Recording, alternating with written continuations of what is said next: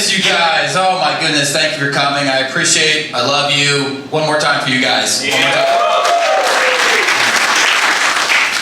Oh, let's see. I've lived in LA for about 5 years now. I feel like, coming from a different state, that feels like a really big accomplishment for myself. But I never really felt like I fit in as an Angelino until now. And I'll tell you why I feel like an Angelino now. It's because I stopped using my turn signal. Now it's just like me and 4 lanes of traffic. Watch out! I'm just like the rest of you. Let's go. That did not deserve applause, but I appreciate you. Did not deserve it all. Let's see. I turned 30 this year. That's a big milestone. I turned 30. That's pretty cool. I feel like 30 is a great age to cut people off. I started cutting people off. I cut off a friend that told me it's easy to get a girlfriend. He's 6'4". And he's just like, Cameron, have you tried to go up and talk to them? I was like, Cameron, have you tried to go up and talk to them? Yeah. So I decided to cut off rappers in my life. I don't need rappers in my life anymore. I have friends that were rappers. No more. Gone. It's very important for me to tell you that it's like a white SoundCloud rapper. Does that make sense? There's someone for a decade that's like, I'm so good, people are just going to show up for my shows, and no one showed up. Just that over and over again. But this person was so delusional that they released a song called Awesome, and they thought it was so awesome, they changed their rap name to Awesome. Yeah. God, the whole thing's not awesome. It sucks. No more rappers. Like, I get it if, like, you're following them and they're clout and they make it and you're their friend, but we just show up to their basement apartment and you're like, still at your parents' house. That's cool, man. Like, that's out of my life. Gone. And I feel like every once in a while, you run into someone, you're like, oh shit, I should have cut you off a long time ago. Oh boy. I ran into that at a party here in LA, someone I'd known for a couple years, someone I thought was a friend. And we were at a party, and just mid-conversation, so confidently, they just bring up, they're like, did you know the age of consent is just a construct? And I'm like, you want to know what else is also a construct? Jail. It's a place. You can go there, and in there, they don't care about your age or your consent, so that's cool, man. That's cool. I think, moving on, yeah, definitely. I think it's a canon event for every guy at some point to buy and try on Magnum condoms. Let's go. All right. Because every guy, like, buys Magnum condoms, they open them up and be like, maybe I'll save my gene pool. You're not. They're like, you open it up and, like, they fit, because they fit like an extra large t-shirt, but you're like, still they fit. And you're like, Mom, it fits! I don't mind yelling at Mom, Dad, it fits! Be proud of me! Be proud! So the background, Dad's like, it doesn't fit. But every guy that, like, tries on a Magnum condom, he thinks he's Magnum condom guy. It's very important until he finds out he's not. And he doesn't bring normal condoms to the sex section, if you know what I mean. Just one thrust and it's gone. And you're like, where'd it go? Where is it? Oh, the place that ate you! Where'd it go? And now I'm at this point in my life where I'm pretty sure I have a kid out there, you know what I mean? I always have a lingering feeling like, I'm in trouble, right? I'm just gonna get that phone call. But to cite that bit, I do have a girlfriend. Big surprise. Yeah, I got a girlfriend. I love her a lot. She's an amazing, beautiful woman. I love her so much. A little bit about her. She's a bisexual woman. And I think she likes me because I look like a skinny lesbian. You know? That's actually why I got this haircut, to look like her ex. Don't worry, I do drive a Subaru. And whenever I get catcalled, someone calls me Ellen DeGeneres. So that's nice, right on. And now I'm like, oh man, I'm always comparing myself to lesbians now. That's a masculine thing. I'm like, what's the difference between me and a lesbian? The difference is a lesbian can change a tire, so. And with that joke, my dad just became that less proud of me, so there we go. Man, I think comedy's awesome. I love doing this. Is like my favorite thing. But I think like a lot of people are upset at the comedy world right now because of the Riyadh Comedy Festival that happened in Saudi Arabia. Like that's like a crazy thing for a lot of my heroes to go do that in Saudi Arabia.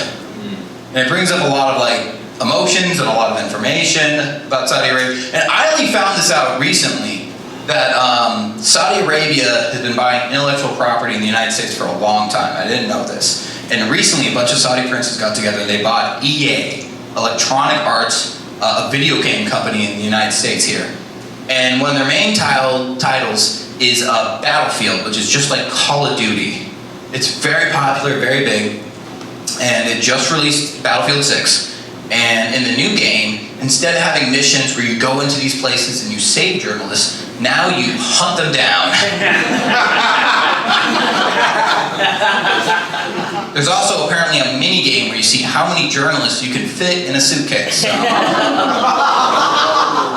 you know, you know.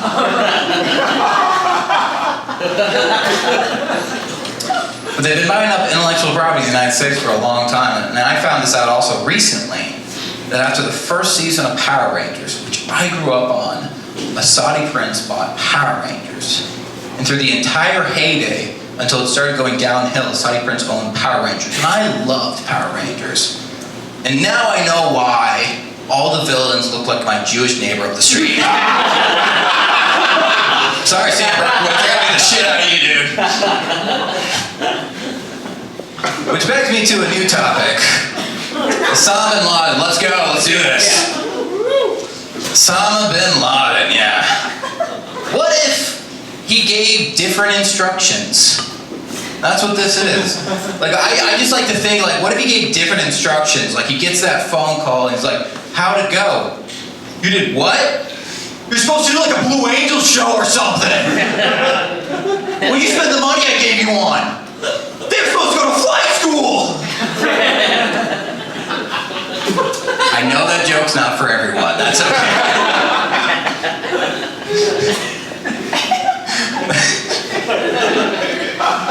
Yeah, man. I don't know. Life is crazy though. Like sometimes we have bad days, we have good days. Last week I had a bad day.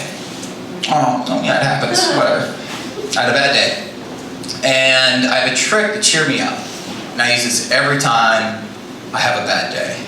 And what I do is I call one of my sisters.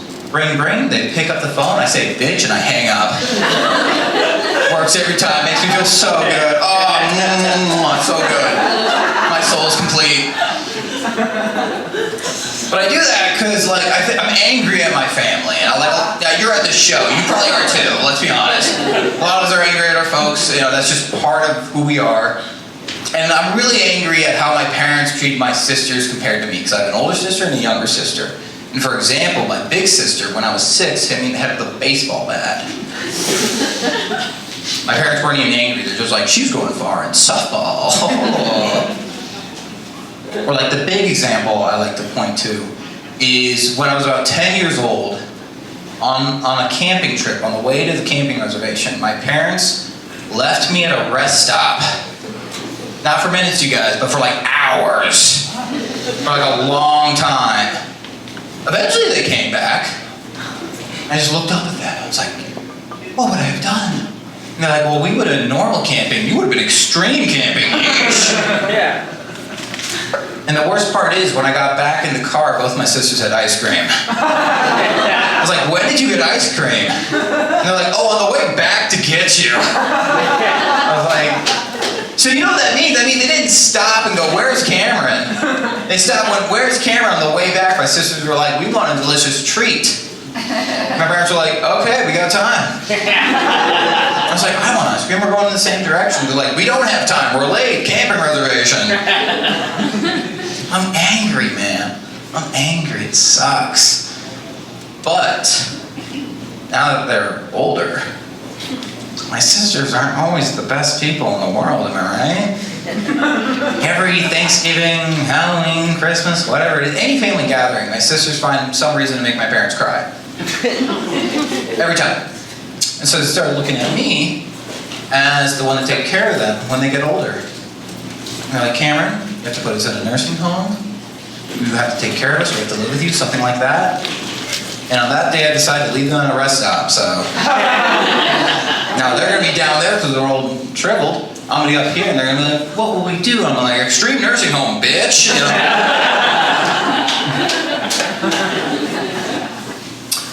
This one's more for me, this next one. Let's see how it works.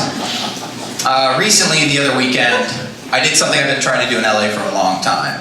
I don't know if you guys know what the game spike ball is, but I play spike ball. I played my first pro league spike ball tournament. So technically you could say I'm a pro athlete. And that's pretty cool. At the age of 30, that's every man's dream. I'm thinking next I'm going for college football, right? But everyone's like, what's spike ball? I have to explain it to them. I'm like, well, you're in a big circle with a bunch of guys, you just slap balls around, so that's cool. As I said, that one's for me, we're there. But I think this whole world, this whole life, I think it comes down to relationships. I think everything that we do is about relationships and connections.